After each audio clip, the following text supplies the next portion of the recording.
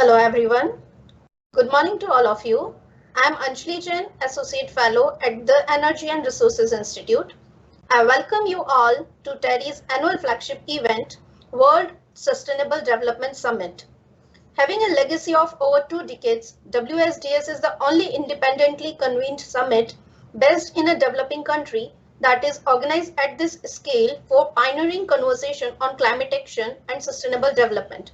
I am very happy and delighted to have you all in its 21st edition, WSDS 2022. Today, in this thematic track, we'll be having a discussion on the most important topic after the announcement by Honorable Prime Minister of India in COP26 regarding a strategy of 5 elixirs for India's energy transition. With this, we are having the thematic track on from grey to green, roadmap for India on the path to net zero. This thematic track is being held in partnership with McKinsey and Company. So without taking much time, I would like to start this session with a welcome address by Mr. R.R. Rashmi. He is Distinguished Fellow and Program Director at the Energy and Resources Institute. He is an officer of Indian Administrative Service of 1983 batch and was India's key negotiator for climate change issue under the UN Framework Convention on Climate Change. He served as Special Secretary in Ministry of Environment, Forest and Climate Change in the Government of India and later as Chief Secretary, Government of Manipur. He works on the area relating to climate change, mitigation and adaptation strategies, carbon market and sustainable development. So I would like to invite Mr. Rashmi for the welcome address. Over to you, sir. Thank you. Thank you, Anjali, for this introduction. And let me, on behalf of TERI and McKinsey and Company and all others who are associated with this event, welcome all of you on this morning to this very important session of the WSDS.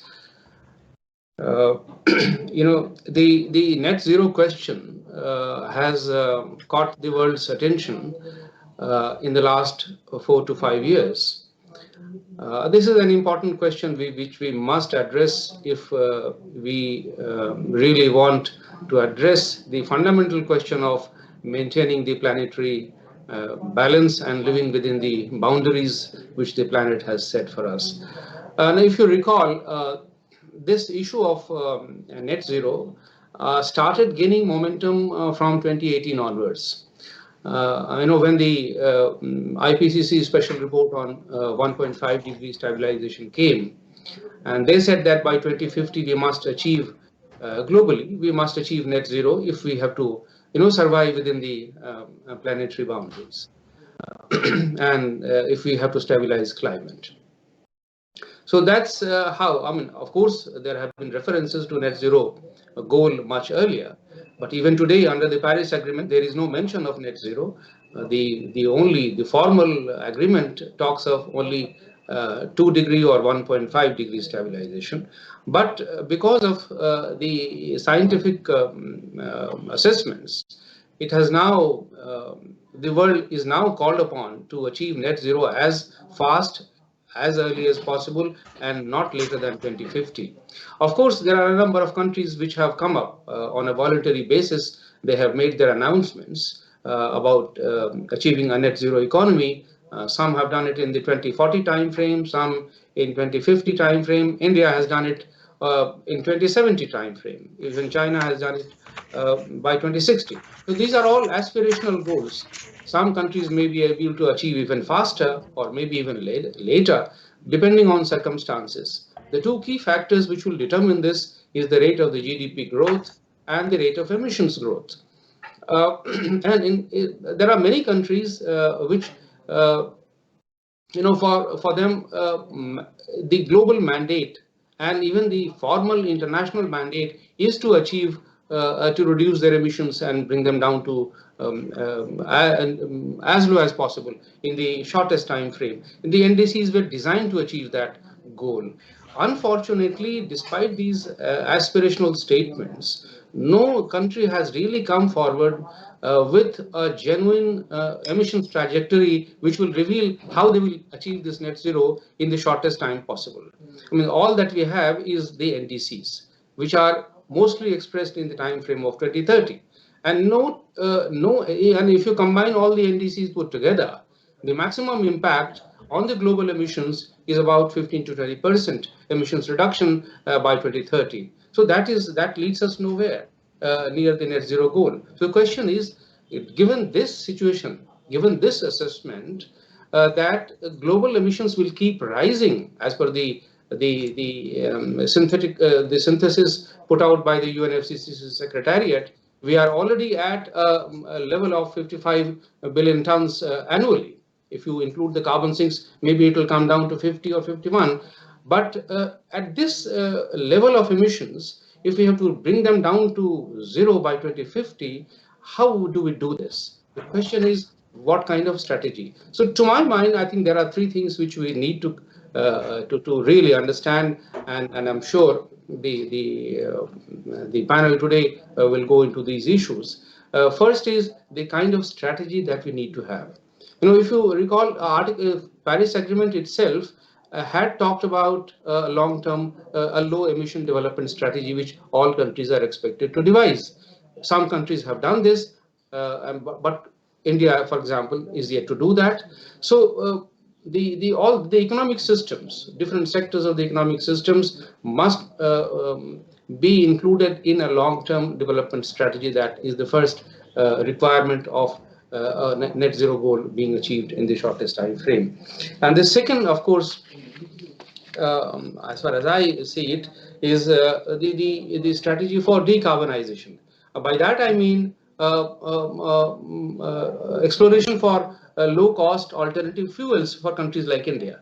Now, if we have to decarbonize, we have to move away from coal. And how do we do that unless we have access to low-cost fuels, alternative fuels? So, do we have a technological strategy or innovations policy or a policy to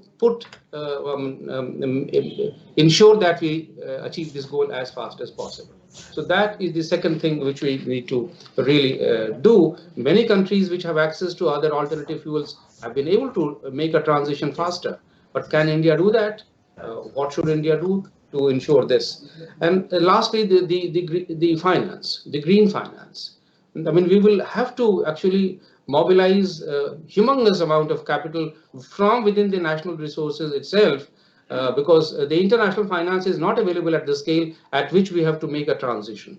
So, and in TERI, we have made an assessment of these requirements. In fact, our assessments say that if we allow the economy to grow at the business as usual, we will reach somewhere around 7 to 8 billion tons of emissions by 2050. So if we have to stabilize it and contribute to the global goal of net zero or our own net zero goal by 2070, then we must do something dramatic and drastic, or mobilize resources at that scale.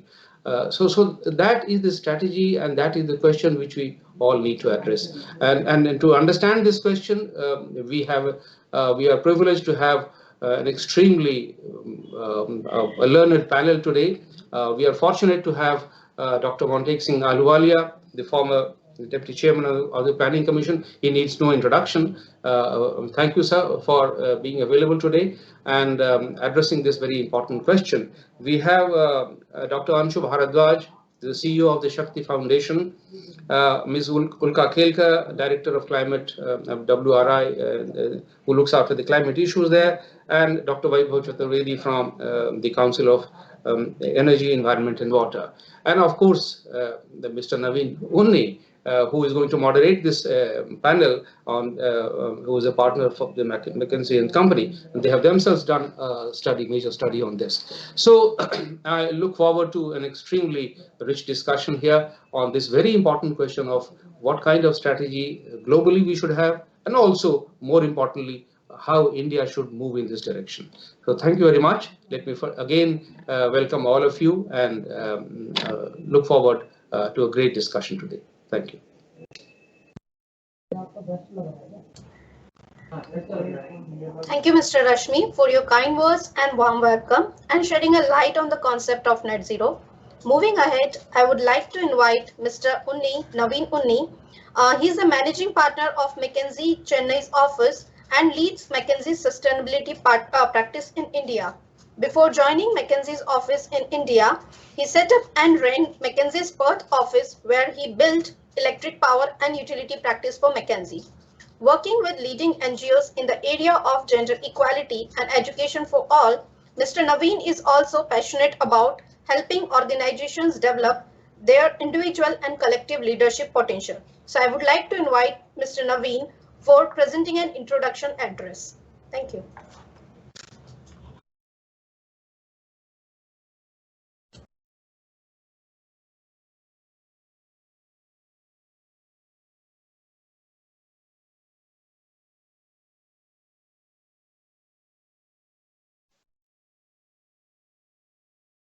Sorry, you are on You are mute. not audible. You are not audible, sir. This is what happens on most Teams or Zoom calls. So thank you. Thank you for letting me know as well. Good morning. Good morning again, and welcome to the TERI WSDS panel discussion on From Grey to Green, Roadmap for India on the Path to Net Zero. We have a distinguished panel that I have the pleasure and privilege of moderating a discussion with. You've heard the names from Mr. Rashmi as well. And there is no bigger topic in front of us than our ever hotter climate and the implications thereof.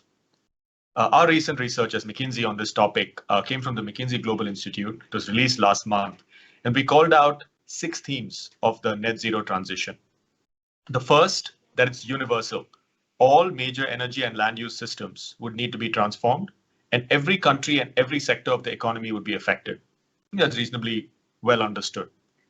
But the second, that it's significant, and Mr. Rashmi referred to this as well. We estimate that the spending on physical assets would rise by about $3.5 trillion per year. So where it's now at about 6 trillion, it's going to go up by 3.5. So nearly more than 50% of that number to $9.2 trillion annually. And total spend to 2050 could reach $275 trillion. And that is global, on a global scale. The third, it needs to be front loaded. So not only is it going to be significant, so we need to spend more, but a large part of that spending has to happen in the next 10 to 15 years. And spending, we estimate, could rise to about 8.8% of GDP from 26 to 30 to 2026 to 2030 versus just under 6.8% today. So to the point that Mr. Rashmi made earlier, there's another 2% of GDP that we have to find annually to spend, right? And we have to do that soon. So this isn't let's wait for another 10, 15 years. It might be too late already. You've got to find enough money. We've got to find it now. The fourth point, and this one has extraordinary relevance to India and other developing countries, that this will be uneven. So it's going to be universal, it's significant, it's front-loaded, but it's also uneven. And developing countries and fossil fuel-rich regions are most exposed. So we estimate that sectors accounting for 20% of GDP are disproportionately exposed. And later I'll talk a little bit about where India fits in this, and you'll see that it's even more uneven for us as an economy. The fifth theme was that it leaves us exposed to risks, and the risks that we are seeing right now. So increased risk of supply shortages, price increases, volatility. And the biggest challenge, and again, a challenge that's very, very relevant to India, that switching from high to low emission assets could strand these assets. So again, we estimate about $2 trillion of power assets, $2 trillion of power assets could be stranded by 2050. And looking at the age profile of our fossil fuel power plants, you can imagine that there is again an uneven distribution of the risk exposure, and India will probably have a higher level of risk exposure than other economies. Kind of looking at all those 5 themes, the sixth one is really where I want to emphasize. This will leave us rich with opportunity. The transition would minimize the further buildup of physical risks and could create more efficient operations from decarbonization, as well as new markets for low emission goods and services. So 6 themes that the study kind of uncovered. But of these 6 themes, the thing that was most relevant and most striking for me is that there is nowhere in the world where these 6 themes are more relevant than for India. Like I said, 20% of the GDP in 20% of sectors and where the GDP is going to be exposed. For India, that number is 39%. So 39% of India's GDP is in sectors most exposed to this transition. And we're exposed in three primary areas, right? We have a large share of high emission sector exposure. We have a significant risk of asset stranding, like I described in the fossil fuel power case. And there is a compounding risk of resource constraints. And what that means is we will not just need to invest in new assets and new infrastructure. We also need to simultaneously invest in climate adaptation measures, given our high physical risk profile. One study, another study that we had done late last year, called the Race to Resilience, uncovered that given the current kind of trajectory we are on, by 2050, 1 in every 2 people impacted by climate events globally could be based in India. That is a significant risk that we have to invest in now to avoid that outcome. Now, while it is challenging, we are confident that we can achieve our net zero goal. As per our analysis, 90% of India's net zero target could be achieved from just 7 levers. And of those 7, 4 require scaling of already available technology. So use of renewable energy, increased penetration of EVs, improvement in land use, agriculture, and forestry. Are the 4 levers we know we have the technology, then it becomes a question of application, as Mr. Rashmi described, the capital availability to make it happen. Others require adaptation and development of new technologies like hydrogen use or carbon capture and utilization, and improvements in recycling. Obviously, apart from technology, significant capital infusion is required, and is hopefully one of the topics I'd love to hear from this panel on. And we'll also need reskilling of talent to cater to the new green economy. As one of the few large countries that has delivered on our prior commitments to the Paris Agreement, we are a rare beacon in the world. And as our economy grows and we build out another 2 Indias in the next 30 years in terms of our infrastructure and asset base, we have an unprecedented opportunity to lay down the net zero path for the world to follow. Will we seize it? What are the opportunities if we do? And what are the challenges if we don't? And to discuss this, we have our distinguished panelists. Let me hand the mic back to Anjali to introduce our panelists and then give them the floor.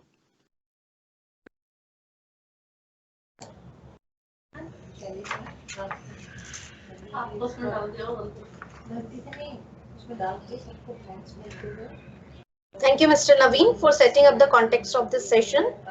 Before we start the panel discussion, it is my honor to introduce to all of you the expertise of this area and our speaker of today's event. First of all, I would like to welcome Dr. Montek Singh Ahluwalia. He is an Indian economist and was the Deputy Chairman of the Planning Commission of Republic of India from 2004 to 2014. Mr. Ahluwalia has been a key figure in the Indian economic reforms process on a continuous basis from the mid-1980s. In 2011, he was awarded the Padma Vibhushan, India's second highest civilian award by the President of India. He is currently a distinguished fellow of the Center for Science, Social and Economic Policy and a member of the Board of the Council for Energy, Environment and Water. Welcome, Mr. Ahluwalia. Next, I would like to welcome Dr. Anshu Bhardwaj, Chief Executive Officer of Shakti Sustainable Energy Foundation. Dr. Bhardwaj was a member of Indian Administrative Service, and in 2007, he joined as Executive Director of Center for Study of Science, Technology and Policy, and helped establish C-STEP as a leading technology policy think tank. He has expertise in technology and policy aspects of energy and environmental sector. Welcome, Dr. Bhardwaj. Next, I would like to welcome Ms. Ulka Kelkar. She is Director Climate in World Resources Institute, India. She is an economist with more than 2 decades experience in climate change, impact and policy. Her current work explores low carbon development pathways for India and supports climate action in Indian states, cities and companies. Ms. Ulka was appointed by the Government of India to formulate India's science, technology and innovation policy in the thematic group on energy, environment and climate change. Welcome, Ms. Ulka. And last but not the least, I would like to welcome Dr. Vaibhav Chaturvedi, Fellow at Council on Energy, Environment and Water. Dr. Vaibhav leads CW's low carbon pathway research. His expertise is on modeling long-term future for energy and emission. He is also the review editor of IPCC AR6. co-chair of Mitigation Working Group of the Independent Global Stocktake Process, and a member of Advisory Editorial Board of various journals in the field of energy policy and climate change. His recent work includes modeling for informing India's net zero target and sectoral strategies. Welcome, Dr. Chaturvedi. So with this, I would like to invite Mr. Naveen to take the charge of moderator of this session. Thank you.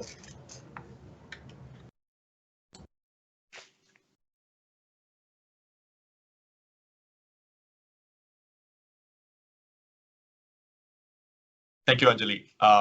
I might invite each of our panelists in the order that Anjali had called out to give us some opening remarks, right? That kind of sets the tone a little bit for the audience also to reflect on the discussion that's happening, and then I will start asking kind of questions as we hear from each of the panelists. With that, I might hand it to Mr. Ahluwalia to kick us off. Thank you very much, Naveen, and thanks to TERI for inviting me. You know, since we have very limited time and you only want us to make introductory remarks, I was under the impression I would get 10 minutes, but I can cut that out. Let me just ask Anjali to put on a graph around which I want to talk, taken from a paper that I recently produced. Could you put that on? Sure, sir.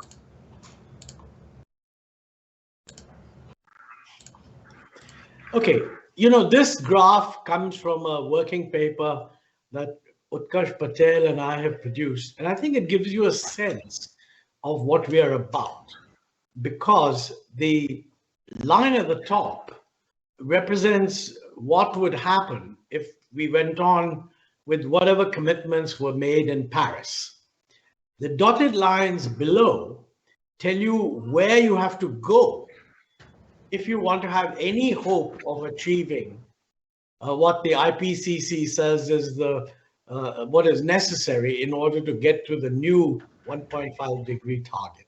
I think this graph will make people realize that we're not talking about a little bit of change. I mean, either we say, forget it, we're not going to get to net zero, and I'm now talking about the IPCC projections, you will reach somewhere in between. You know, in India, we take a lot of pride, and I think Naveen even extended compliments to India for having been one of the countries that abided by her Paris targets. But the honest truth is, those Paris targets were very, very weak. I mean, it's good that we met them, but they were nowhere near the kind of things we now have to do. Now, this is a global projection. I'm just putting it forward to say that you need to make a distinction between whether the world is improving. That's important, and it will improve, and it is improving. But is it geared up to improve as much as is required? That's a totally separate question. So you can now take the graph off, Anjali, and we can. So could you remove the graph? Yeah. So I mean, my main point that I want to make in these introductory comments, and I agree with what Naveen has said, what the broad sectors are. The India is very important. I mean, we're talking about additional expenditure, of about 2% of GDP. I mean, give or take 0.5% either way. And this is without thinking about front loading. If you accept front loading, it's going to be more than 2% now. And if you say, nahi, wo dekhenge, etc., but 2% of GDP is not a joke, because we are currently in a resource position. And let me put it this, let me pose to you the resource issue. Total investment has been falling as a ratio of GDP, and we all believe that it must go up. I mean, a lot of that will have to be private investment. Government investment also has to go up, particularly in areas of infrastructure, but government also has to address the need to increase investment in education and health, agricultural research. Some of this is similar to what needs to be done here, but the overall financial burden is going to require what they call a whole of the economy approach. We cannot assume that this is what we are doing, and this is what McKinsey now says needs to be done additional. When I say McKinsey, I mean all of us who talk about these things. What we're really saying is the present path is unsustainable. Let us restructure it. And as it happens, this is going to require more investment. Then the question is how much is going to be public and how much is going to be private. We'll go into this if you like. But I do want to emphasize that a lot of it cuts two ways. If you think the normal way of getting over the skepticism about where's the government money, the government doesn't have the money, the normal way is always going to come from the private sector, which is true.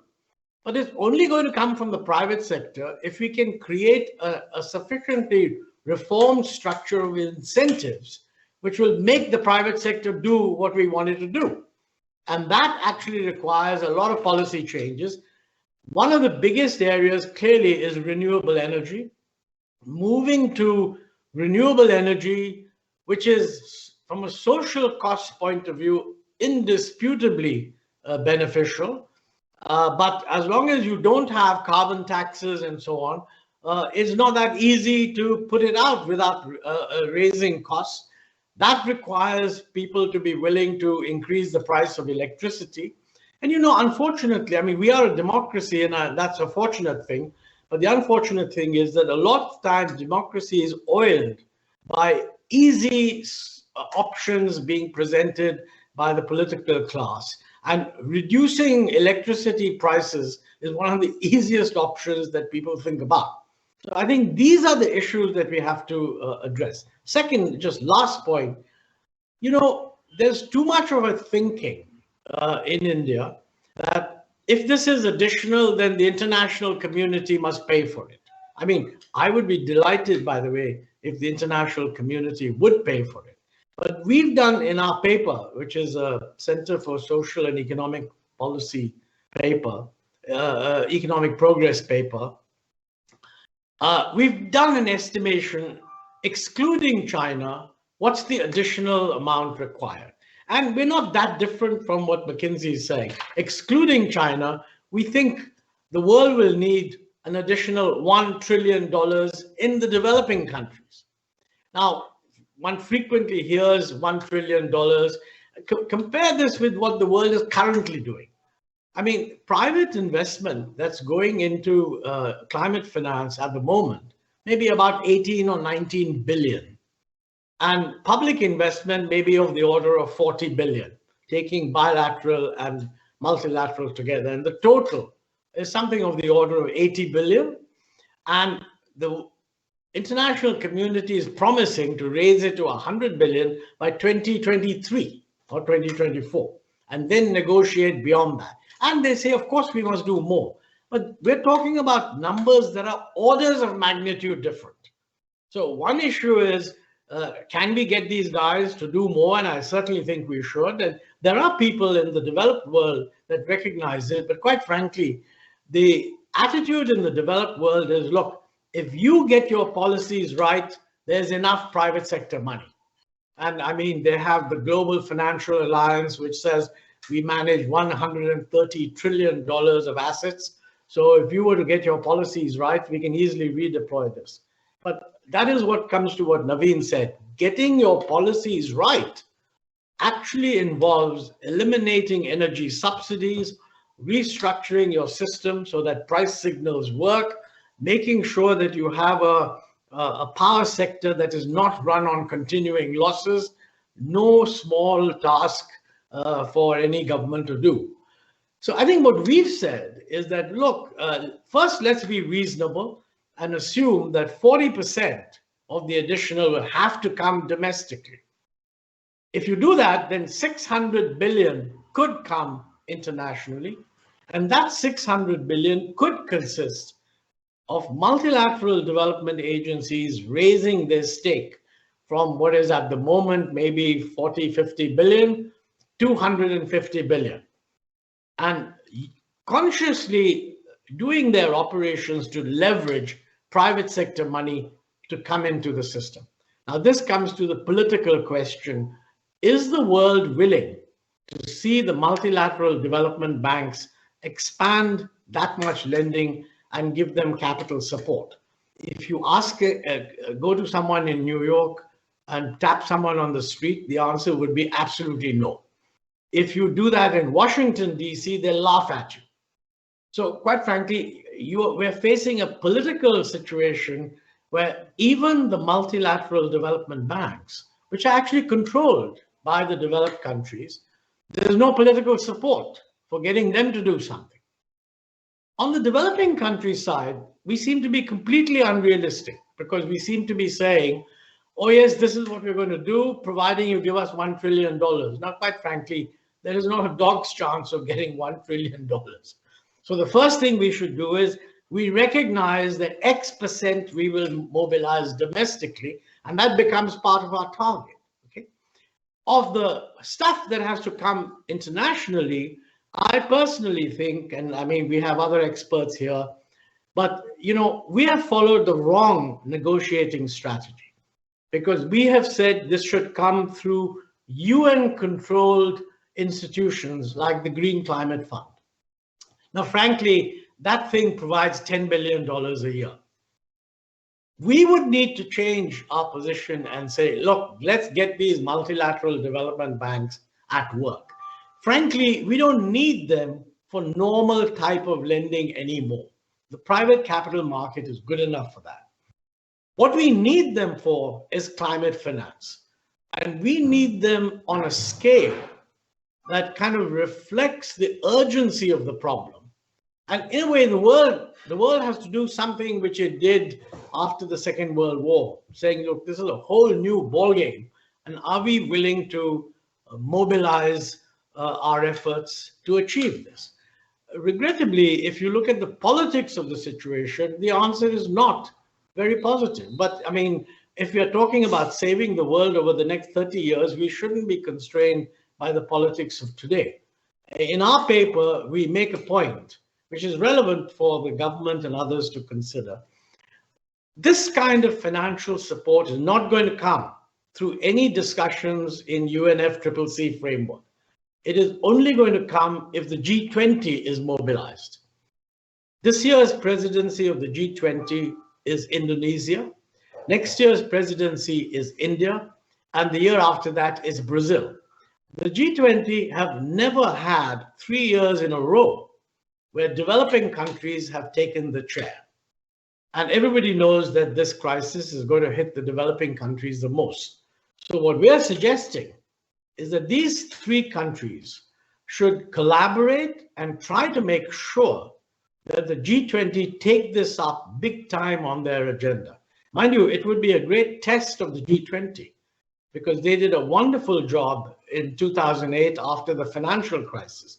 But that's because the crisis was located in New York. Now they have to do a wonderful job in a crisis that's located for the world as a whole. And we're doing it at a time when the self-worth of the developed world is at an all-time low. I mean, there's a loss of leadership, there's fragmentation. They don't see the world as quite the cooperative world that earlier was thought of. So it's a tough job. But I think we, on the developing country side, we need to be realistic and get out of the mode of thinking that this problem is going to be solved if only we make some reasonably big demands. It's only going to be solved if we say, look, here's the curve I showed you. This is how far we can take it ourselves. And this is what more needs to be done. But I think we do need to demonstrate, and I think Naveen brought out all these issues, stranded assets, this, that, and the other. We do need to indicate that we are doing what is necessary, and we could do more if finance was made available. Well, I've spoken for too long, and I apologize for that. Thank you. That's it. That was terrific. Thank you so much, Mr. Alwari. I think you've really set the tone. I'm going to come back to some of the themes you picked up. But I'd love to hear from Dr. Bhardwaj, if I can request a few comments from yourself. Thank you, Naveen, and thanks for the invite to this workshop. I'll talk about 4 main points in this issue. Just 1 second, sorry. And I think the last year's saw a very nice debate around this subject. In fact, people on this panel have all actively contributed to the discourse around net zero leading up to COP. I recall TERI had a study which explored various pathways to net zero. We worked from Shakti, we worked with WRI on to explore net zero pathways, and Ulka did that. CW came up with a study which explored the peaking question and when we might get to zero. Mr. Aluwalia from CSEP, he also published a study which, if I remember correctly, looked at 2065 or around that time for India to be getting there. And of course, McKinsey, you have been in this space for a long time. The McKinsey cost curves and abatement curves have been always a very interesting tool. So, when this was announced, it was met with, obviously, some people were happy, some were critical. So let me pick up 4 specific aspects of this issue. Number 1, should India have done that? What did our commitment to net zero, was it the right thing to do? I firmly believe, and I wrote this thing prior to COP as well, that India must make a commitment to net zero, year to be determined based on modeling and analysis. But if we really want to solve the climate challenge, as Mr. Aluwalia showed in that graph earlier, India has to be part of the solution. Of course, achieving the end result depends on what other countries do, inevitably. But there's no way we can be emitting 8 or 10 gigatons of carbon by mid-century and hope to solve the climate problem. So we have to be part of the solution. Linked to that is the fact that India is I think in a unique position in the sense that if you look at all the developed countries in EU, US, even China, and the developmental pathway they followed, the GDP, and there was a linear correlation between GDP and carbon emissions. So the emissions reached a peak of maybe 10, 15, 20 tons per capita. And from there, they are trying to decline. I think what we are attempting would be an unprecedented experiment, if I can use the word. It would be an unprecedented experiment when a country of this scale, 1.3 billion people, starting with a 2 tons per capita base, attempts to get to zero over the next 5 decades. I don't think any country has tried that model of economic growth. What it basically says is we will decouple GDP from carbon emissions. That's the sum and substance, that we are decoupling GDP from CO2. And that's a very different economic paradigm. It's not that climate is an environmental subject. No, it's a completely new and different economic paradigm of growth. So that's point number 1. Should India have done that? Point number 2, and that links to the debate which happened pre-COP, that how does it impact us? Does it compromise our growth aspirations? Are we giving up on carbon space, which will jeopardize our GDP, will jeopardize jobs? So I think there is enough empirical modeling evidence. There have been studies done which include WRI, Tufts University. I've seen studies by Cambridge Econometrics, which have explored this question. And what emerges is, based on these studies, is that it does not. On the contrary, the green pathways have a net positive impact on GDP and jobs. And the studies have quantified the numbers. There may be differences between the various studies, but trends are quite clear that there is a net positive impact on GDP, jobs. Most importantly, human health, which we often tend to overlook. For example, WRI study, and I'm sorry I'm talking before you speak, but their study highlighted, I believe, about 10 odd million lives which could be avoided, deaths avoided because of air pollution in the next 30 odd years. Those are phenomenal numbers. So I firmly believe that this model, it does not compromise on our achieving the developmental aspirations, which is not to say it's going to be easy to do that. It's going to be hard to implement. But in the overall, as a long-term strategy, I think this is the right way to go. And I published about this even prior to COP. Question number 3, what pathways? right? And this is a question which came up prior to COP. Vaibhav wrote about this on peaking. When do we peak? At what level do we peak? So, those familiar with this subject, there is the famous Kaya identity, which talks about how carbon emissions grow with GDP, and that can be sliced into two components. One is the carbon dioxide per energy and energy per GDP. Now, in our case, the energy use per GDP has been continuously declining.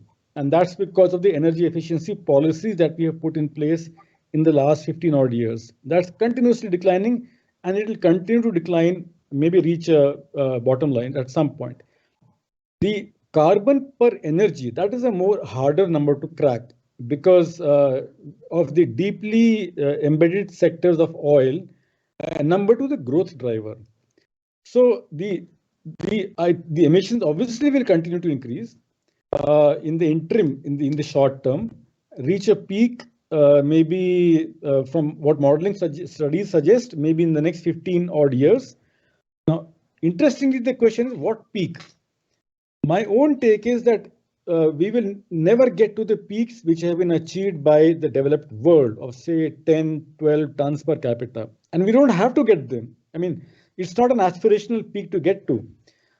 My own sense is our peak might hover around 3.5, 4 tons per capita, maybe 4.5 tons per capita, and then decline from there onwards.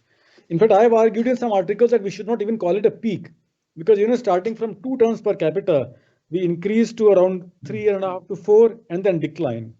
So maybe we should use the word plateau instead of a peak. It's really actually is a plateau. And my last point is, before I stop, can it be done? I think most definitely yes. It's not going to be easy because, as Mr. Ahluwalia said, the finance will be a challenge. The institutional policies which attract capital is a challenge, and a lot needs to be done. But there is broad understanding of the high-level policy packages which need to be done, which all of us know, which include renewables, electric mobility, hydrogen in select sectors like industry, perhaps transportation, though it's not clear yet, early retirement of the old coal power plants, and possibly a carbon tax to substitute for the fossil revenues. So a lot needs to be done, but it can be done. I'll stop here, Naveen, back to you. Brilliant. Yeah. Thank you. A couple of minutes here.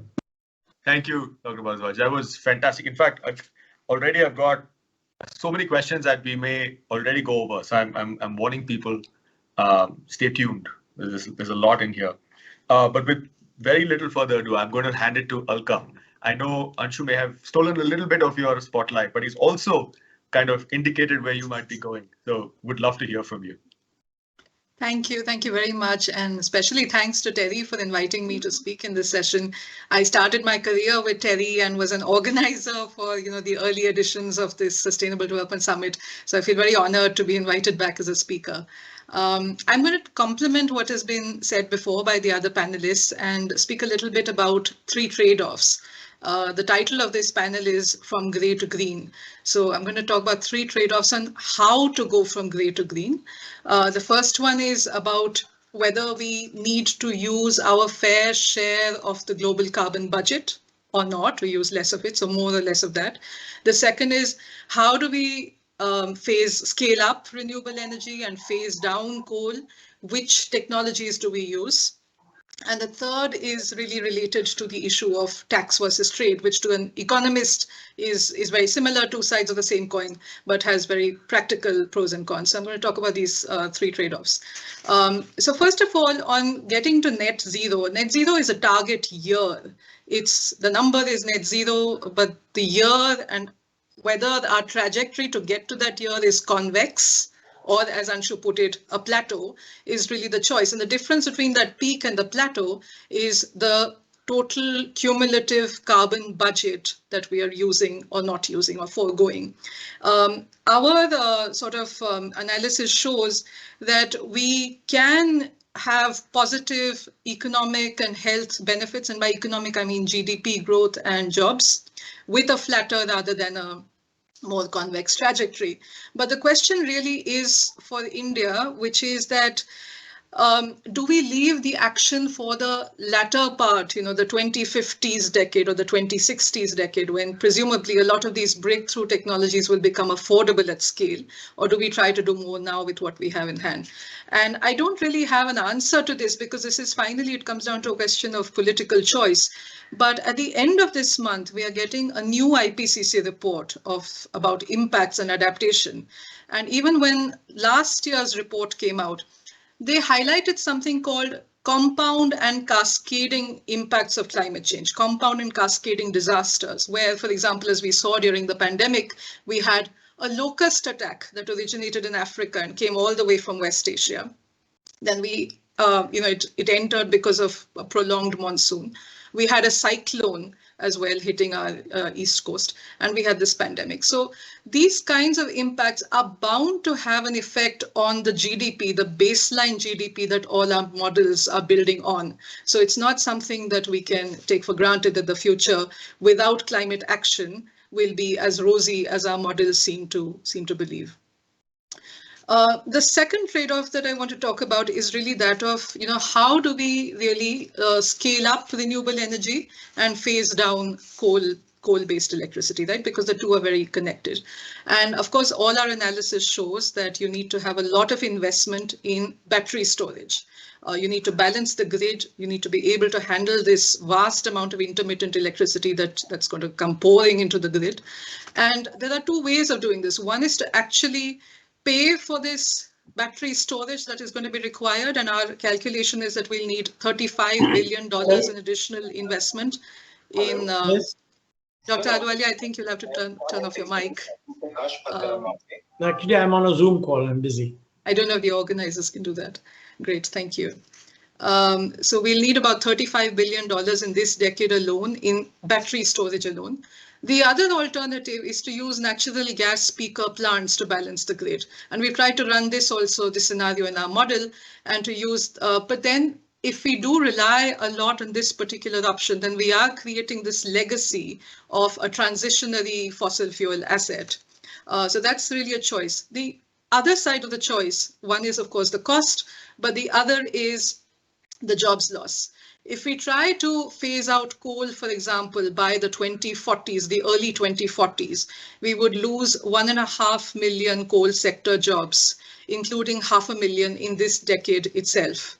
But if we stretch out that phase down and do so by, say, 2050, then we would lose 1.1 million jobs over the next 3 decades. So big numbers in any case. And again, the cost implication is a safety net for the workers who lose their jobs.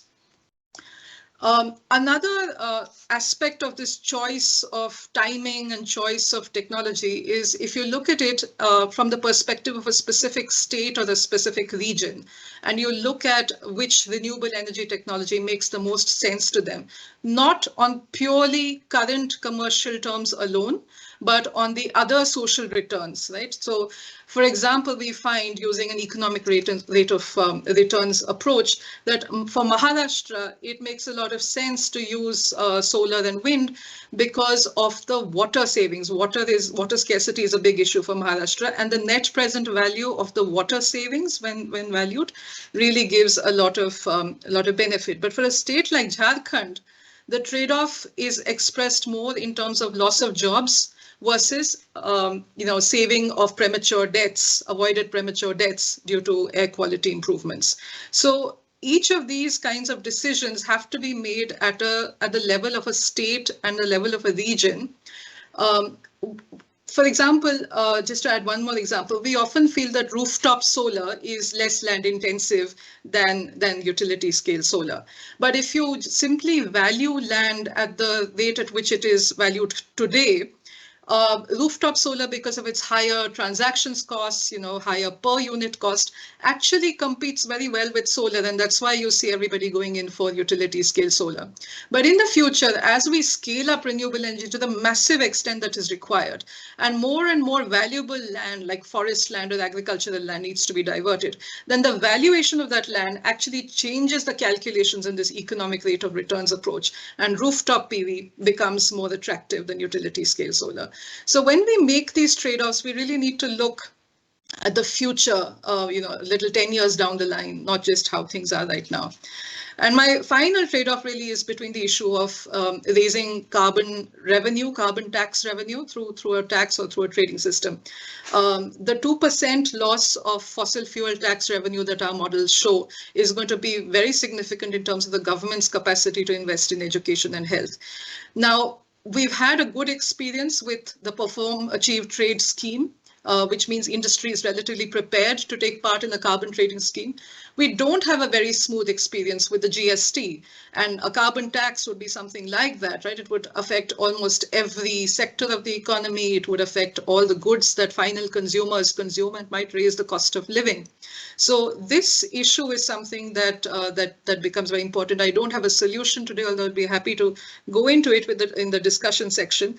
But definitely we need to kind of pay a serious thought to how to regain the lost revenue in taxes. And while we can have a period of preparedness, we would need to soon scale up and have that revenue being generated.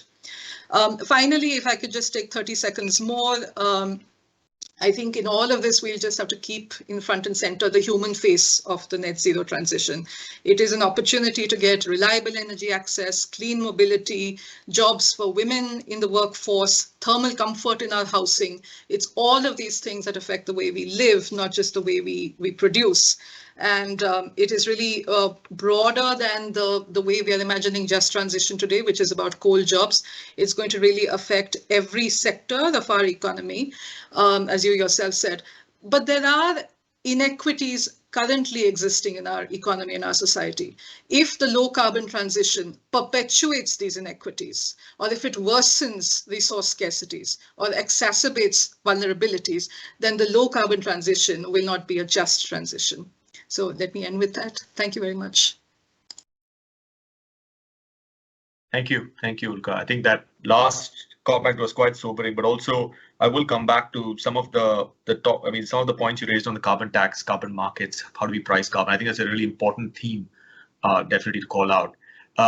Let me ask our last but not least, our panelist Vaibhav, to provide some comments as well, and then we'll get into the Q&A. So great. Thank you, Naveen. Very good afternoon to everyone. And thank you, TERI, for inviting me for this discussion. Let me say at the outset that I'm very happy to be part of this discussion, because this is now not really about, if or whether or not net zero. This is about how do we achieve net zero. And I think that's a very important change. I think Anshu also highlighted, all of us on the panel have been arguing for, India should be adopting a net zero. And in the civil society, there have been many divergent voices, right? And differences are all welcome. But now the announcement is there, right? Which is great. And of course, I mean, I will not go into CW's work, which we did prior to the announcement about all the pathways and all that. I think that was important, but now the target is there. The question is, how do we really, now reach that in a way that maximizes the opportunities, but at the same time, it avoids the pitfalls that could be there, on the way. So net zero was the first step, the target. So I think it gives a great sense of certainty to the investors in the market, which is always extremely important. The things that industry looks for is certainty. So that certainty is there, long-term certainty. I would argue that full credibility is yet to be established, right? So the certainty is there, but just because it's not like a US net zero, which is 30 years, it is still 50 years, right? The credibility still has to come, and the credibility, I think, will be established in a big way when the long-term strategy is unveiled, right? The long-term strategy, as each country has to submit it, it will have some more information in terms of some intermediate targets, whatever those are, that will give us a better sense, and together, collectively, they will give certainty as well as credibility of the policy signal, which is absolutely instrumental for especially the industry and other stakeholders to move forward. Now, let me say why I'm really, very happy to see McKinsey report, and I'm always delighted to hear Mr. Ahluwalia. I do have this great fortune of interacting with him, as also he's our board member, for one very specific reason. CW has been arguing for very long now, almost 2 years, across all our conversations with many different stakeholders, that the deep decarbonization or net zero is essentially an economic transformation debate. It is not a marginal environmental debate. So if you look at the larger debate, I mean, almost many people in the stakeholder would view that as an environmental debate. Climate impacts are important and all that, which is there, right? Of course, it's a very important environmental debate. the stakeholders don't see this as an economic transformation debate. And that is what the effort CW has been very kind of strategically making to enter into many of these conversations, including the Ministry of Finance, or it could be even MOFCC. Even they have to understand that this is not an environmental debate, this is an economic transformation debate. And that is why I just said, I'm very happy to see McKinsey report. Like, it just talks about what are the sectors that are exposed. In India, you said, 39% of the sectors in terms of GDP share are exposed to this risk, which is extremely important for us to know. And what Mr. Ahluwalia has said, the variables that he's talking about, private investment, public investment, finance, the GDP thing that came in the discussion. Now our conversation should increasingly move towards that kind of thing. I just want to put forward to this panel. So the way I do see the debate evolving now, so it will be two-track debate, right? The first is like the traditional thing, which is like the sectoral transition pathway. Of course, many of us, including CW, have been working on sectoral transition, which could be as simple as, we know that electric vehicle revolution is already happening. How do you ensure to push more and more electric vehicle, four-wheelers and two-wheelers in the market? Now, that's a sectoral debate, right? Sectoral transition debate that should happen in parallel. At the same time, we should have this broader economic transformation debate in parallel, right? So these are not alternatives to each other at all. They have to go together. And we haven't really been having this economic transformation debate, right? So I do want to hear more and more Mr. Ahluwalia speaking about this and talking to mainstream economists, and also many of us hopefully will start talking about this in a more economic transformation framing. One question, I think it's an open question. Anshu said that there are many studies about positive impact on GDP. I'm not entirely convinced. I don't know what Mr. Ahluwalia also thinks about it and what Naveen you think about it. This question of whether this transition will actually impact GDP in a negative way or as a positive way, I don't think the answer is very clear, right? Many of these studies that will be coming, they incorporate many of the non-market benefits, like for example, health benefits, right? Of course, it is extremely important. One should not undermine at all these benefits, but the way at least the GDP is estimated and calculated, they will be all based on sort of market-based transaction and those kind of things that are measurable, so to speak, right? And there, the answer actually is not very clear. I mean, I would argue if it was so clear, then we would have been able to convince the finance ministry and the central bankers and the monetary policy committee, everybody. It is so clear an answer. It's a no-brainer. I don't think it's a no-brainer at all. Economic costs do matter, and I don't think it will compromise on the development because we have got a fair enough time for planning and all that. So let's say India's GDP might be 11,000 in 2050. Now, because of this transformation, it might be whatever $10,500 per capita. Not bad at all.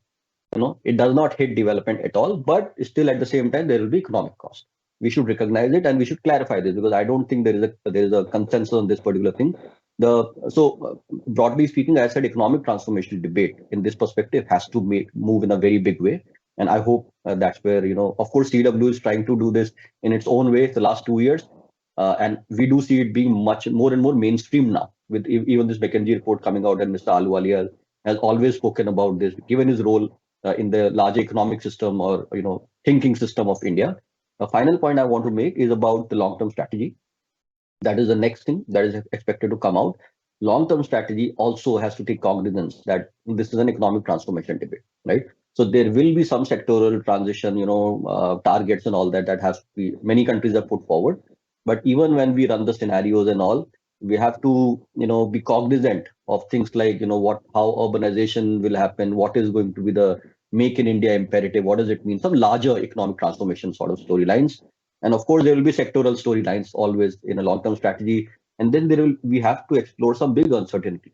I mean, CW did this analysis where we explored 200 plus scenarios. It's almost 3 years old now, but we explored a bunch of uncertainties and which still makes it very relevant, right now, which simply said that if Make in India is successful, right? If India is able in the next 10 years, if India is able to enhance the share of manufacturing, and our manufacturing is heavily fossilized, which actually works in a negative way as far as the emission intensity of GDP goes, right? So something very important from the development perspective, but has a negative implication on the environment, and we have to be cognizant of these kind of interactions whenever we are thinking about our long-term strategy as well as the economic transformation debate and the linkages with the climate debate and all that. Finally, economic trade-offs are important. Sooner or later, we have to face this. It could be about the reform process at the electricity pricing reforms. They're very important. Electricity is so expensive for the industry. This is also why maybe Indian industry is not so competitive internationally. And if you have for a zero carbon economy, we have to ensure that electrification becomes a big part of the end use sector. But it is not going to happen without this this pricing reforms at the end use level, right? And this is a choice that a country at some point of time will have to bite the bullet, right? And this is only one example. What is the role of carbon pricing? When does carbon pricing come in? Another economic instrument, but will have great implications for how we think about moving towards this kind of net zero future, and then many others. Including railway, including the role of states that are dependent on coal economy in a big way. 3 states we know, and states will have a very important role to play in the debate. They do have the veto power in a big way, right? So many aspects of political economy that we need to understand. But just to conclude the economic transformation debate, I'm delighted to hear whatever Mr. Alwale said and to read the McKinsey report, and I do hope our conversation moves in that direction. Thank you so much. Vaibhav, thank you. Thank you for that, because that was one of my big takeaways from this conversation. It has shifted dramatically, right? And dramatically in such a short period of time, from should we to will we to how will we. And I think that is exactly where I think we should focus our conversation, right? I think Mr. Alwale makes a good point, which is, are these targets good enough? And I think we all know the answer to that question. But having a target is a start. It does give us a commitment. It does give us an anchor. And so with that kind of put aside, that we know where we have to go. We know we have to go. We roughly have a path to getting there, and it would be delightful to get there sooner than we have thought possible. Let me answer the question on policies, because a lot of you have called out different parts of that, right? And I think 2 or 3 of you have called out this notion of carbon pricing, because what is priced is often valued. And so let me put it out there in the space of the economic transformation that you called out, Weber. And in no particular order, what is your sense on how quickly and how feasible is it to get a real carbon market or a carbon price in this economy? And how important is it, right? Is it even important?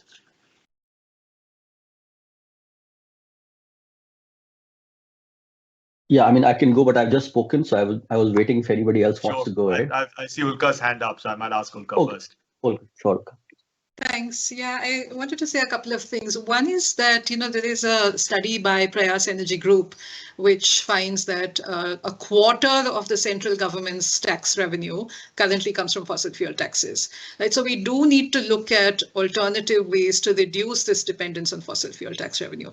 In our model, we've tried to look at various possibilities, for example, increasing a corporate income tax, and we find it doesn't really have the same kind of impact. The pathways are different.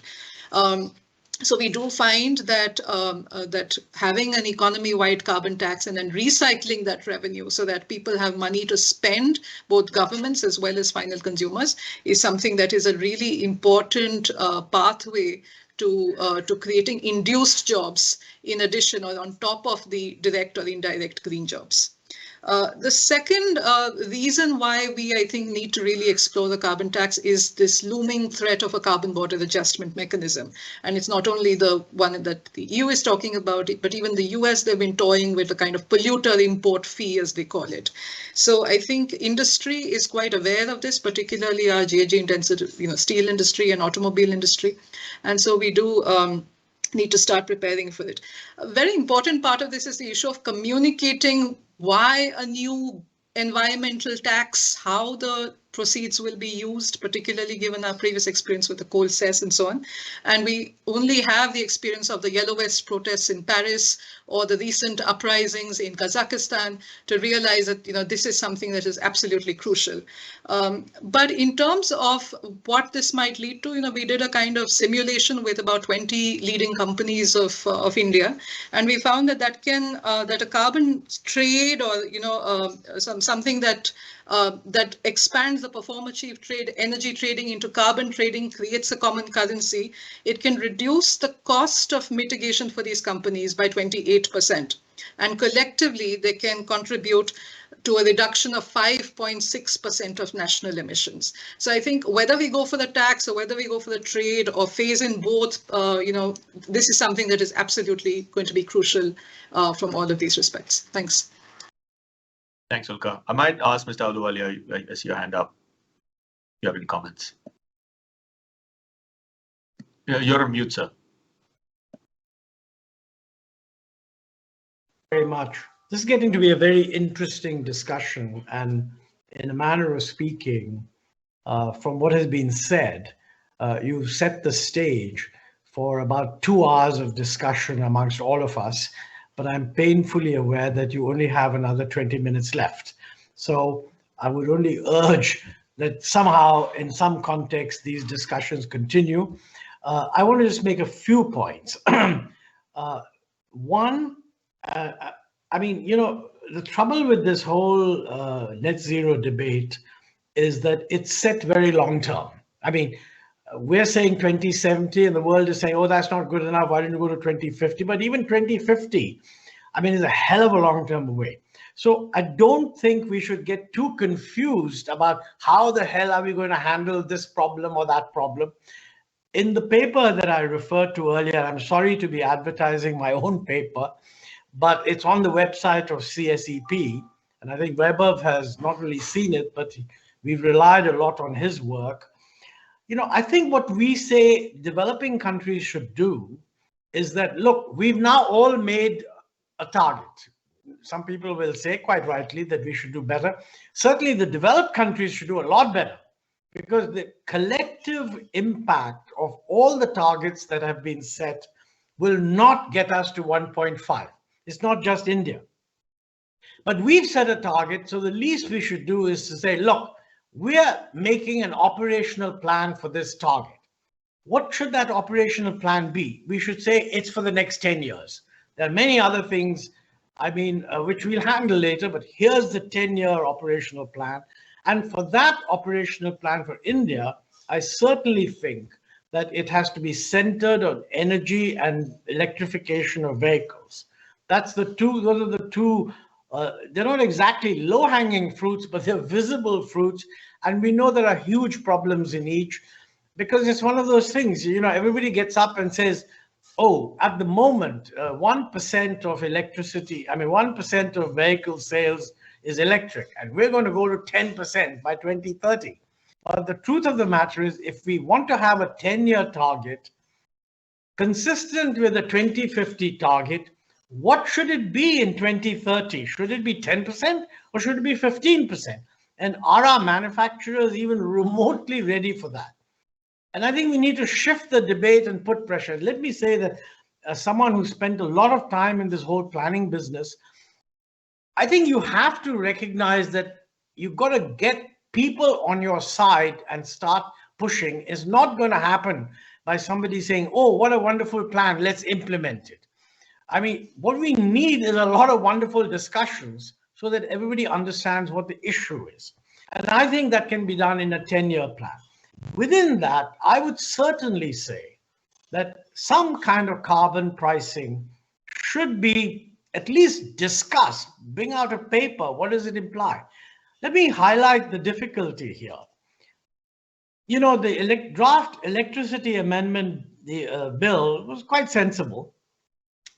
Because of the farmer agitation, it was agreed to hold it back. What was the farmer agitation about? This is the oldest debate which has been going on for a long time, that free power in Punjab is causing environmental disaster in Punjab. This is a highly controversial statement, and nobody wanting to get elected in the coming election will even remotely want to get close to it. Okay, so that's fair. But after the election, what's going to happen? Are political parties willing to recognize that, you know, we need to come clean on electricity pricing?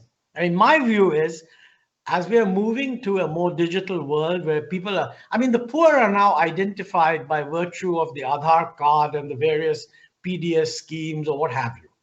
Now, if you want to provide some money to the poorest X%, and it doesn't have to be the poorest 67%, why can't we do it through a state cash transfer, but charge for electricity? Alternatively, if you want to have sort of subsidy linked to electricity, meter everything, but make the first, whatever it is, amount of electricity free and load it on everything else. Now, this needs to be debated. And frankly, long-term GDP trade-offs, etc., will take care of themselves. In the past, when we've talked about economic transformation and growth, we've emphasized the good things. We never emphasized difficult things. I mean, for even the simplest thing that, you know, if India is going to grow rapidly, then people are going to phase out from agriculture. And on many occasions, when I was discussing with MPs, I said, how many of you are willing to applaud the statement, we intend to reduce employment in agriculture by 20 million or 30 million? None of them are willing to do that. So there's just a lack of understanding that when the economy transforms, it produces huge numbers of benefits. But there's too much of a focus on costs. And for the simple reason, the guys who are going to be hurt know that. The guys who are going to be benefited, well, maybe it'll happen, but they're not really aware of it. Let me just close with one point, which is related to trade policy. We want electrical vehicles, we want battery technology, we want green hydrogen, all of that. Are we going to develop these technologies behind a protective wall? Or are we going to develop it in an open environment where there'll be much more competition? This is an important question. Like, I would strongly, I mean, I don't take the view that an open, zero tariff free competition is the best for a country like India. But at the same time, it's an unmitigated disaster if we go back to protectionist walls. So what do? Find some sensible way of providing support for new industries that are developing while preventing them from cutting the economy off for new technology. I have some reservations on, for example, what has been done in the context of drones. I mean, very good idea, let's have drones being expanded. But should we ban the import of drones, or should we just impose a duty which goes down gradually? The trouble is that, the same thing will arrive in batteries. We don't know how technology is going to change. We don't know 5 years from now what kind of battery technology would be the most efficient. We should make sure that whatever the batteries are that develop, they should be freely importable into India, but with a reasonable duty. And the duty can be phased down. So I think the number of controversial issues that we have to face is very large. That's why I feel we shouldn't raise them all. You'll just turn everybody against the climate change, saying, oh my God. The trouble is, most people don't realize that it's not as if we don't address these problems, the world is going to let us go on in our polluting way. As has been pointed out, you can be 100% certain that if you don't want to export, they'll allow you to do whatever you like. That's right. But the truth is, if you want to be integrated with the world, there will be enough points of pressure on India for others to say that, look, we're going through this transition, why aren't you? So That's to right. my mind, that's very critical, and I do not find enough people in the research community actually saying that. When my first paper, I feel tempted to say this, although it's a little unfair. When my first paper was discussed in a webinar, it was one of the TERI staff who were actually discussing it. I'm not going to mention who, but his view was there's no way that India can agree to a zero date. And by the way, this was in August or something, or September or whatever.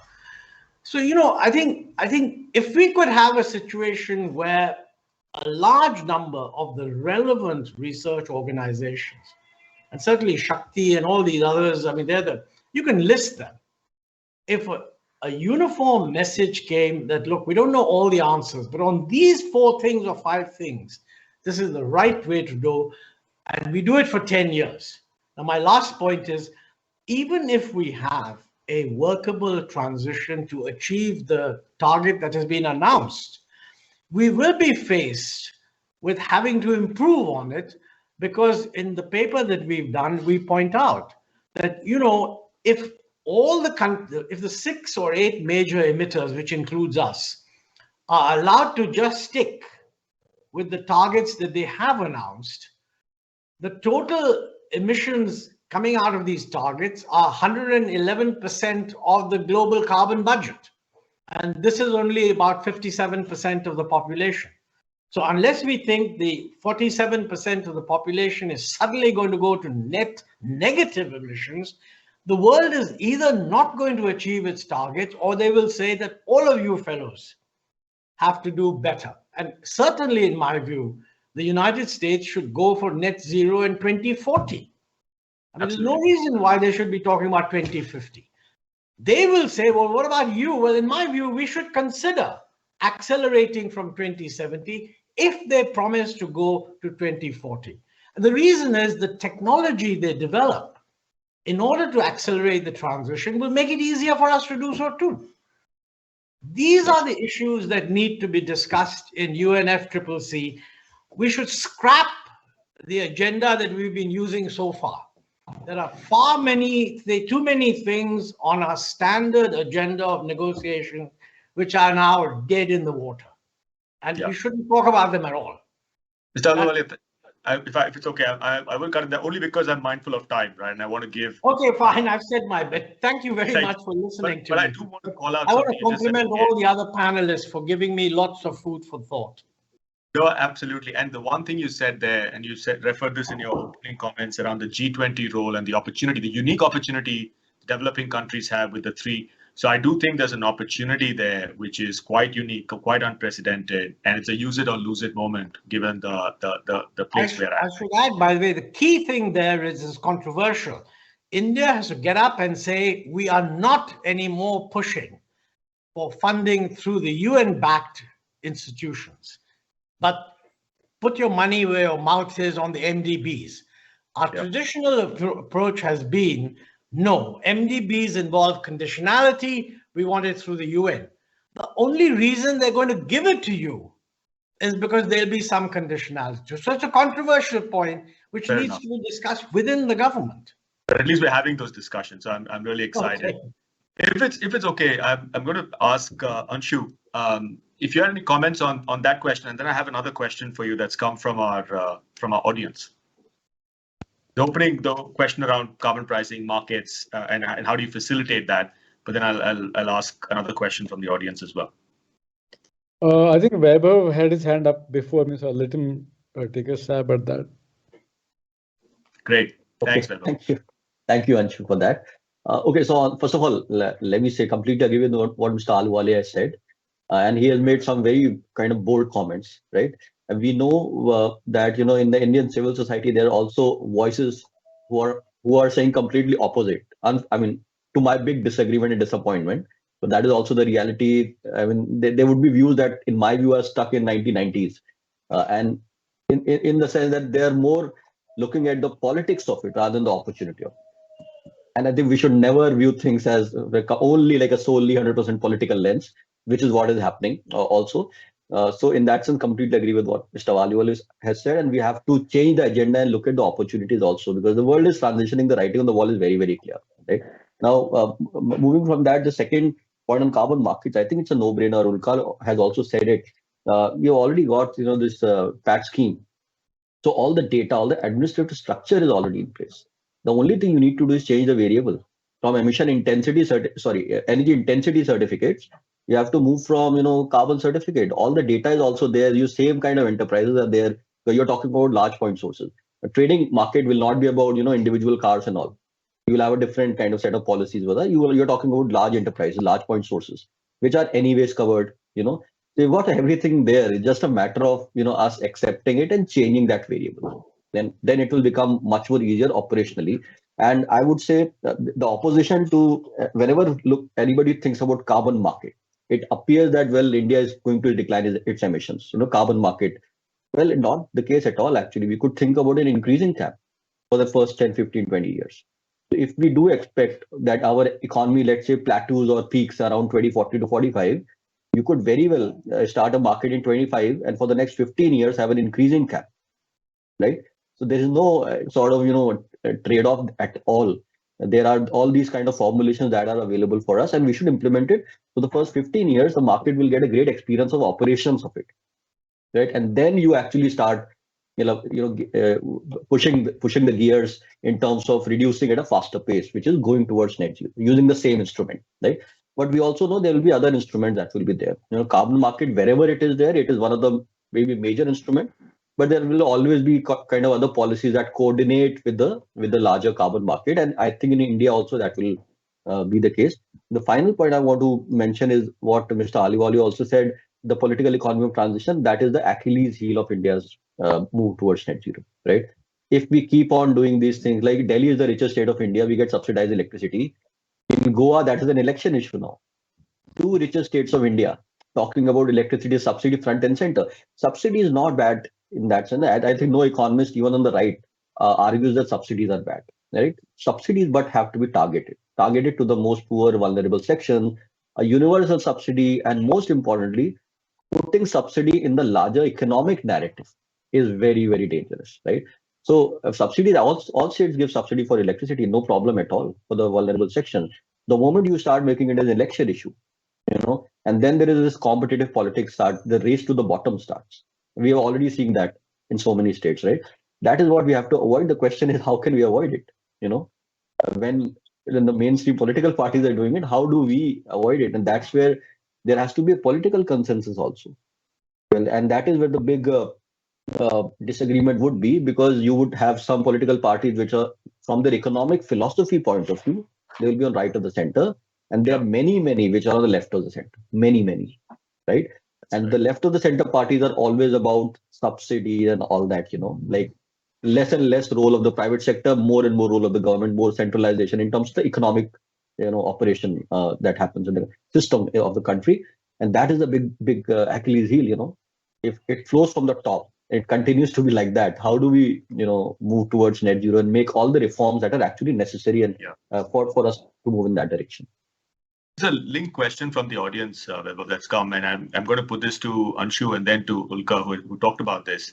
It's a question by Dr. Dipanjana Maulik, who's asked, how is the transition going to take place across different states? So it's linked exactly to the point that you asked just now, the point you made around Goa and Delhi and electricity subsidies.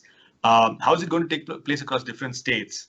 As states with many coal-based power plants, not be the states where low or no carbon. So to the point that Ulka was making, Jharkhand versus Maharashtra, there is a real difference. So maybe I'll ask, and because you talked about this, Dr. Bhardwaj, about the transition pathway, and carbon by energy is where we go from 2 to 3.5, 4 tons. What is the role of different states? How should they think about it? Thank you, Naveen. That's actually a great question, and I'll be very brief. I'm mindful of your time. What worries me a bit is that following the announcement which took place in November, I don't see much analytical work within the government or to shed light on how we'll get there. Now, if there is happening, we are not yet aware of that, but this requires a thinking at a very, very different level. And like was highlighted earlier, there are various aspects of this thing which need to be examined in detail. For example, and I'll come to the state in a minute. For example, are the 2030 targets in sync with long-term aspirations of net zero in 2070? My sense is, and I've done some very preliminary analysis, the 2030 targets perhaps are a bit not in sync with what we want to get in 2070, and a bit more needs to be done in 2030. That's one. Number two, coal. If most modeling studies suggest that if we have to get to net zero in 2070, the last 20 years would be spent in handling the very difficult sectors like agriculture, methane emissions, shipping, and stuff like that. So coal has to vanish in the next 20-25 years. So are we thinking on those lines? Have we made strategy for coal to be phased out? I mean, deliberately using phased out and not phased down? I don't think so. coming batteries, for example, all are if the mobility will rely heavily on batteries, what battery chemistries? We don't have lithium, we don't have nickel, we don't have cobalt, titanium don't have any desired so if we have to manufacture batteries to the scale required, we will be importing a hell of a lot of these raw materials. Are we equipped to do that, or should we explore other battery chemistries, or should we look at hydrogen? Profound questions. Coming back to states, again, states are the ones which will implement the net zero strategy, right? They are the ones who will have to develop the roadmaps. And I don't think there is enough thinking in states. It has not really sunk into the states that, well, this is how we will be developing in future. Some of us are presently working with Bihar government. Vaibhav and Ulka, we are part of a team because Bihar government did make a commitment to achieve carbon neutrality by 2040. And we are working with them to develop these pathways. So clearly, while working with the government, we did realize that the understanding of that this is a different economic path and not, something which is added on. It's not yet there. And similar thing will have to be built into the budgets of states when they prepare their annual budget, that how this has to be incorporated.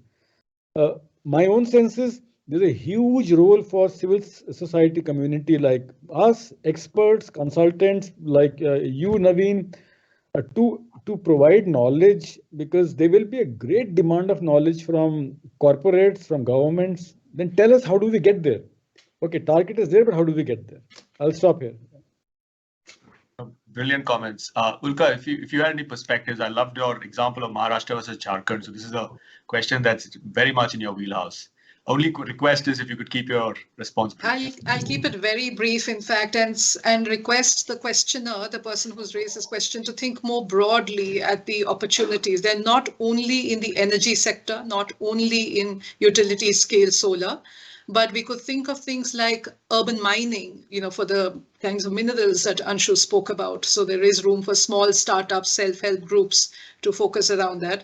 There is an opportunity for land restoration-based livelihoods. So agroforestry and other occupations. And really the way to think about this is to think of it as economic diversification, so that you're not putting, the state is not putting all its eggs in one basket and depending on one sector.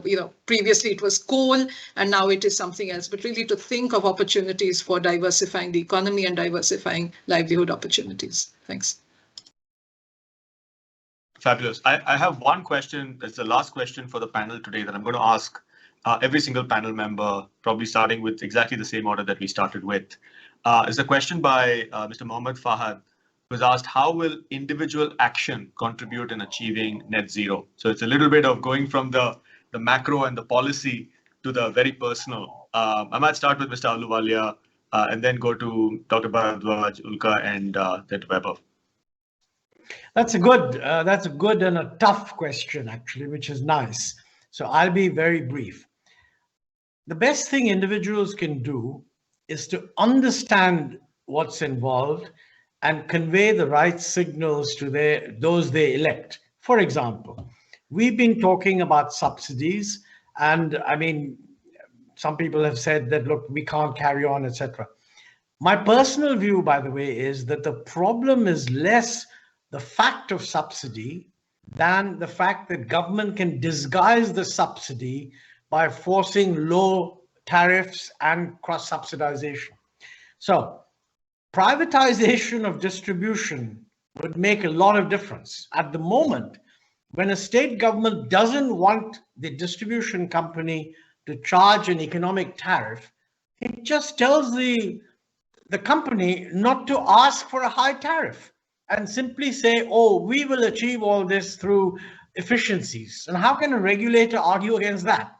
On the other hand, if you had a private company, any effort they make to avoid, they would do the opposite. They would want to overcharge, and the regulator would then say, well, why are you so inefficient?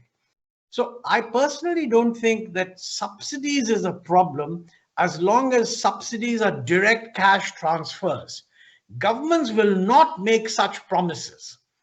But what governments love to do is to effectively promise you that, look, I'm going to distort the electricity distribution system so that you apparently get a low tariff. And the consequence of this is that your power supply will be unpredictable and you will have a very poor quality supply. But when you have supply, it'll be cheap. So please vote for me. Now, I think if you change the dialogue and force them to say, why don't you just give us a cash transfer?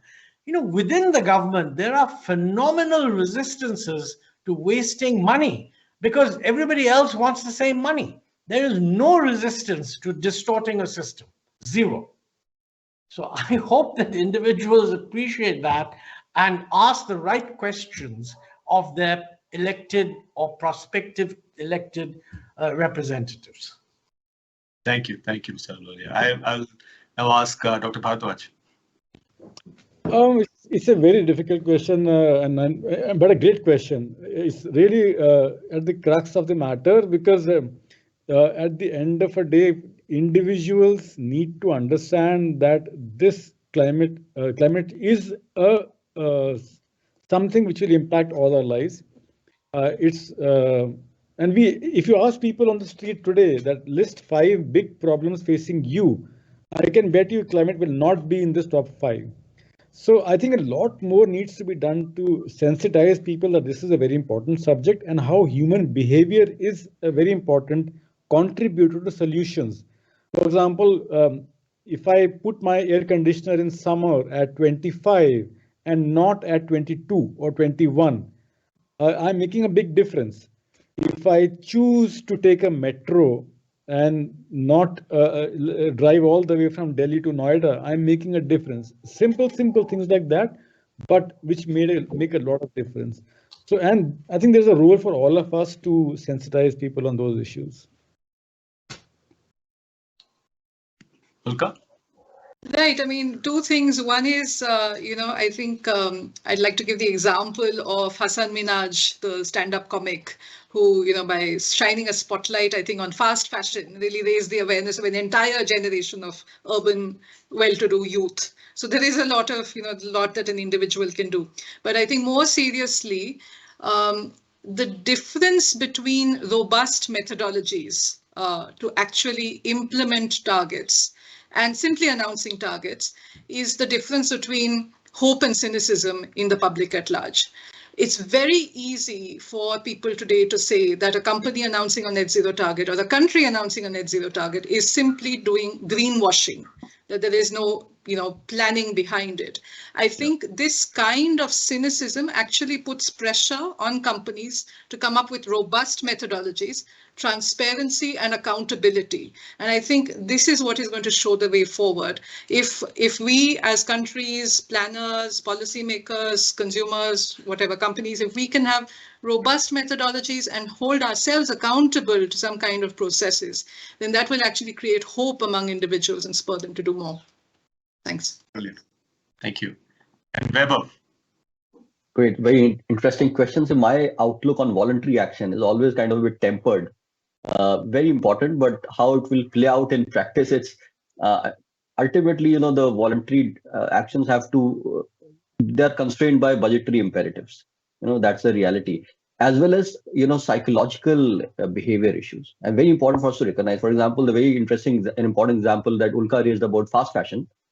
I mean, it is not just about awareness at all. So people will know about it, but, they are human beings, as simple as that. So they will continue. And that's what I think will happen. They will continue. And even though, they have to deal with this psychological kind of behavioral traits of individuals and human beings, as well as budgetary constraints. And when you look at that picture, there were some voluntary actions which are doable, so to speak. For example, you could change your AC temperature set point from 21 to 24. They're doable. You are not dealing with anything else because the output you're getting is perfectly substitutable. In the sense, whether it's 21 degree or 24 degrees, same cooling you're getting. Not the case with many other things, right? Not the case. So as I said, my outlook, it's very important, but my outlook is very tempered by the sort of realism of what we see all around us. The regulation in that sense will play a much more important role at the individual level as well as at the level of companies. Absolutely. And if I can end on that, those were all very, very well considered and thoughtful answers. And I might just end with my own suggestion. It is we've taken the kind of Homo economicus, right? The economical man will always do things that make sense. But classic, all of us Homo sapiens, the wise man will do what makes kind of sense in the immediate. And I think the big question that's coming in front of us is, are we going to do the expedient or are we going to do the right thing? And increasingly, that question will become important for us. If you have kids and you're thinking about what their lives will look like 30, 40 years from now, we better answer that question, right? So the fact that we have moved from asking, is this the right question, to saying, how do we get it done, itself is great progress. And so folks who are tired of talk fests and say, hey, let's get something done, I count even where we have moved as progress. Now, this is our decade. This is the decade for India, and this is the decade for the world. We either do something, or 30 years from now, the world that our kids will live in will be terrible, a really tough place to be in. With that, thank you, TERI, again for hosting this wonderful summit. I was blown away by the brilliance of our panel and their very, very considered and thoughtful responses. And I'm sure we could go on for another couple of hours, but I'm going to give the time back to them. And with that, let me hand this back to Anjali to close the session. Thank you. Yeah.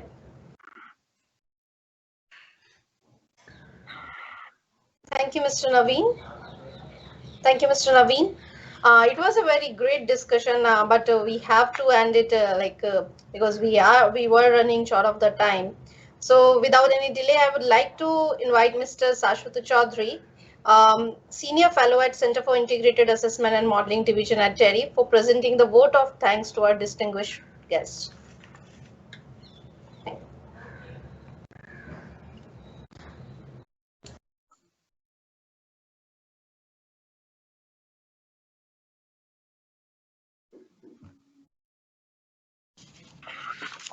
Yeah. On behalf of TERI, I take this opportunity to propose vote of thanks to those who have directly and indirectly contributed to this event, from grey to green roadmap for India on the path to net zero. To start with, I would like to express my sincere gratitude to our esteemed and distinguished speakers, Mr. R.R. Rasmi, Mr. Naveen Unni, who was also the moderator of the panel discussion, and the panelists, Dr. Montek Singh Aluwalia, Dr. Anshu Bhardwaj, Ms. Ulka Kelkar, and Dr. Vaibhav Chaturbedi for their presence and contribution. We are really enriched with your knowledge and informative discussion. We are thankful to McKinsey and Company for partnering with us for this 21st edition of our annual flagship event, World Sustainable Development Summit, and specially support this event. I would like to thank our WSDS Secretariat and IT team for their continuous effort to make this event successful. Finally, I sincerely appreciate all of you for taking out time from your busy schedule and actively participate in this virtual event. Because of your wholehearted support, this event earned a huge positive response. I wish all of you a great luck and looking forward to meeting you soon. Thank you. Thank you. Thank you. Thank you, Naveen. Great job as a moderator. Enjoyed it. No, thank you. I so thoroughly enjoyed this conversation. I can't tell you. I wish we could go on for a couple of hours more. This was fantastic. Thank you. You guys were terrific. Thank you. Great. Thank you, Naveen. Thank you all. Thank you Bye-bye. very much. Thank you. Thank you. Thank you.